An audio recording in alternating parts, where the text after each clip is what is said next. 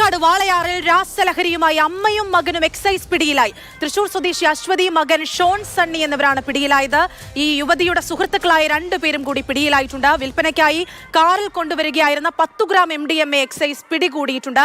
Gokul VS ഉണ്ട് വിശദാംശങ്ങളുമായി. ഗോകുൽ, നമ്മളെപ്പോഴും മക്കൾ പല വഴിക്ക് പോകുന്നതിന് മാതാപിതാക്കളെ കുറ്റപ്പെടുത്താറുണ്ട്, അല്ലെങ്കിൽ അവർ നോക്കാത്തതുകൊണ്ടാണെന്നൊക്കെ പറയാറുണ്ട്. എലത്തൂരിൽ ഒരു വലിയ ഉദാഹരണമുണ്ട്. ലഹരിക്ക് അടിമപ്പെട്ട മകനെ പോലീസിലേൽപ്പിച്ച് മാതൃകാപരമായ ഒരു കാര്യം ചെയ്ത അമ്മയാണ് അവിടെ. എന്നാൽ ഇവിടെ മകനെയും കൂട്ടി മകനെ മറയാക്കി MDMA രാസലഹരി കച്ചവടമാണ്. ഇവരെക്കുറിച്ച് എക്സൈസ് നൽകുന്ന കൂടുതൽ വിശദാംശങ്ങൾ എന്തൊക്കെയാണ്? അറിവില്ല രാസലഹരിയുമായി അമ്മയെയും മകനെയും എക്സൈസ് പിടികൂടിയതും ഒപ്പം 2 സുഹൃത്തുക്കളും ഉണ്ടായിരുന്നു. തൃശൂർ സ്വദേശി അശ്വതി, മകൻ ഷോൺ സണ്ണി, അതോടൊപ്പം തന്നെ കോഴിക്കോട് എലത്തൂർ സ്വദേശികളായ P മൃദുൽ, അശ്വിൻ ലാൽ എന്നിവരെയാണ്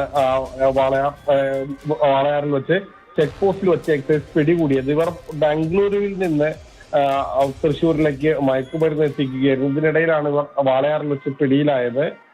ഏകദേശം 10 ഗ്രാമിലധികം MDMA ഇവരുടെ കയ്യിലുണ്ടായിരുന്നു. ഇതിൽ പ്രധാനപ്പെട്ട കാര്യം ഒരു അമ്മയും മകനെയുമാണ് പിടികൂടിയത്. പലപ്പോഴും മക്കൾ വഴിതെറ്റി പോകുമ്പോൾ അത് പറഞ്ഞ് മനസ്സിലാക്കേണ്ട ആളാണ് അമ്മമാർ. പക്ഷെ ഇവിടെ നേരെ മറിച്ച് അമ്മയും ആ ഒരു തെറ്റിന്റെ ഭാഗമാകുന്നു എന്നുള്ളതാണ് ഏറ്റവും ഖേദകരമായ കാര്യം.